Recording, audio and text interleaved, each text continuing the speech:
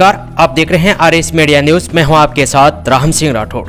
रविंद्र सिंह भाटी जनसंवाद यात्रा निकाले थे। एक महीने भर से लगातार अलग अलग इलाकों के अंदर जाकर वो लोगों से मुलाकात कर रहे थे और समस्याओं के बारे में जान रहे थे। लेकिन आप देखिए कि पिछले 8 से 10 दिन के अंदर रविंद्र सिंह भाटी की जो वो यात्रा थी वो पूरी तरीके से स्थगित चल रही है। आखिर रविंद्र सिंह भाटी इस समय कहां पर हैं और उनकी बातचीत चल रही है, बीजेपी के साथ में चल रही है या नहीं चल रही है, और आखिर कहां पर जो है रविंद्र सिंह भाटी बीजेपी की एंट्री को लेकर फेस फंसा हुआ है।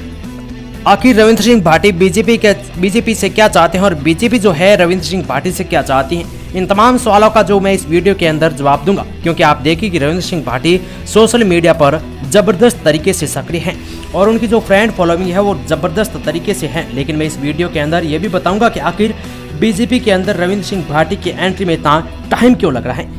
क्या एंट्री हो पाएगी। या दरअसल आप देखिए कि रविंद्र सिंह भाटी है वो सबसे पहले 2019 के अंदर जय नारायण निवास जोधपुर के यूनिवर्सिटी के अंदर चुनाव लड़ते हैं और वहां पर रविंद्र सिंह भाटी ऐसा बताया जाता है कि 2016 से लगातार कोशिश करते हैं और छात्र राजनीति के अंदर 2019 में आते आते वो एबीपी से टिकट मांगते हैं। लेकिन ऐसा बताया जाता है कि एबीपी उनका टिकट काट देती है और उनके बाद जो है रविंद्र सिंह भाटी है वहां पर निर्दलीय चुनाव लड़ते हैं और 1294 वोटों से जीतते हैं। लेकिन आप यूनिवर्सिटी के इतिहास के अंदर ऐसा पहली बार था कि 55 साल के इतिहास में जो निर्दलीय सो है कोई व्यक्ति इतने भारी वोटों से जीता है। आप देखिए यूनिवर्सिटी के अंदर एबीपी के अनुसूचियों के बीच हमेशा जो है लड़ाई चलती थी, लेकिन रविंद्र सिंह भाटी के चुनाव जीतने के बाद वहां के समीकरण जो है बदल जाते हैं। क्योंकि सारी राजनीति जो है एबीपी की होती है और रविंद्र सिंह भाटी वर्सेज एनयूसीआई हो जाती है। क्योंकि रविंद्र सिंह भाटी का जो बैकग्राउंड रहा है वो एबीपी का रहा है, लेकिन वहां से एबीपी के साथ में आरएसएस के साथ में बीजेपी के नेताओं के साथ में रविंद्र सिंह भाटी की दूरियां हैं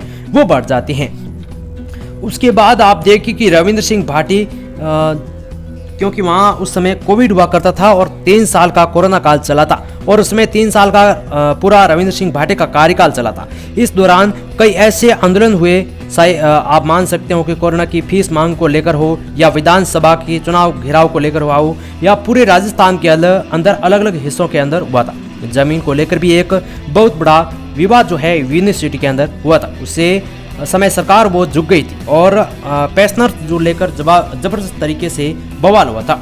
और इस समय कई बार भाटी की जो है जेल जाना पड़ा था बाकी जो कर्मचारी नेता थे उनके साथ में। और फिर जो है देगी कि अगले जो यूनिवर्सिटी के चुनाव हुए थे उनमें रविंद्र सिंह भाटी जो है एसएफआई से चुनाव लड़ने वाले रविंद्र सिंह भाटी का समर्थन करते हैं, रविंद्र सिंह भाटी को चुनाव जिताते हैं और इसके बाद जो है ऐसा माना जाता है कि बीजेपी एबीपी के आरएसएस से रविंद्र सिंह भाटी के लिए दरवाजे पूरी तरीके से बंद कर दिए थे और ये भी कहा जाता है कि एबीपी यूनिवर्सिटी के अंदर काफी उसको नुकसान पहुंचता है और इस बात से जबरदस्त तरीके से आरएसएस और एबीपी से गुस्सा होता है। फिर जो है छात्र राजनीति से बाद रविंद्र सिंह भाटी जो है शिव विधानसभा क्षेत्र के अंदर सक्रिय हो जाते हैं, तमाम प्रकार के कार्यक्रम रखते हैं। जैसे कि आप मान सकते हो कि रन फॉर रेगिस्तान की दौड़ जो करवाई थी उस समय लग गया था कि रविंद्र सिंह भाटी जो है शिव विधानसभा सीट से चुनाव लड़ना चाहते हैं और उसी दिन पूरे राजस्थान के अलग अलग हिस्सों से वहां पर जो हजारों की तादाद में युवा आए थे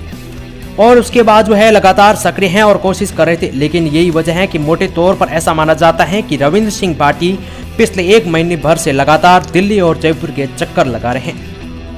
तमाम उनके बीच बीजेपी के बड़े नेताओं के साथ में बातचीत चल रही है। जयपुर के अंदर, दिल्ली के अंदर जो है उनके बड़े बड़े सोर्स है उनके साथ में बातचीत चल रही है और रविंद्र सिंह भाटी चाहते हैं कि उन्हें बीजेपी से टिकट मिले, लेकिन बीजेपी ऐसा कोई प्रॉमिस करना नहीं चाहती है कि उन्हें टिकट मिले या नहीं मिले या फिर पार्टी के लिए आपको काम करना पड़ेगा या जो है चुनाव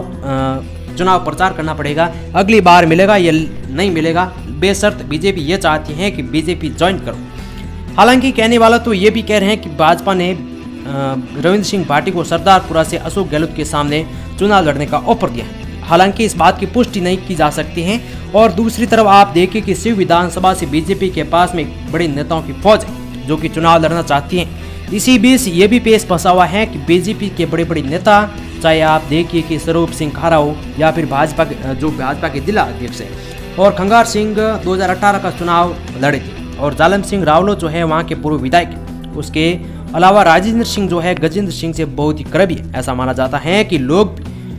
भी नहीं चाहते हैं कि रविंद्र सिंह भाटी किसी भी तरीके से बीजेपी के अंदर एंट्री हो, लेकिन रविंद्र सिंह भाटी जो है लगातार दिल्ली और जयपुर तक चक्कर लगा रहे हैं और ऐसा माना जाता है कि रविंद्र सिंह भाटी बीजेपी को अंदर जो जल्दी एंट्री हो सकती है। और कहा यह भी जा रहा है कि नवरात्रि में बीजेपी के अंदर ऐसा माना जाता है कि बड़े बड़े काफ़ी नाम जो है बीजेपी दिल्ली और जयपुर के अंदर ज्वाइन कर सकते हैं। और रविंद्र सिंह भाटी जो है निर्दलीय चुनाव लड़ने के लिए भी पूरी तैयारी में हैं।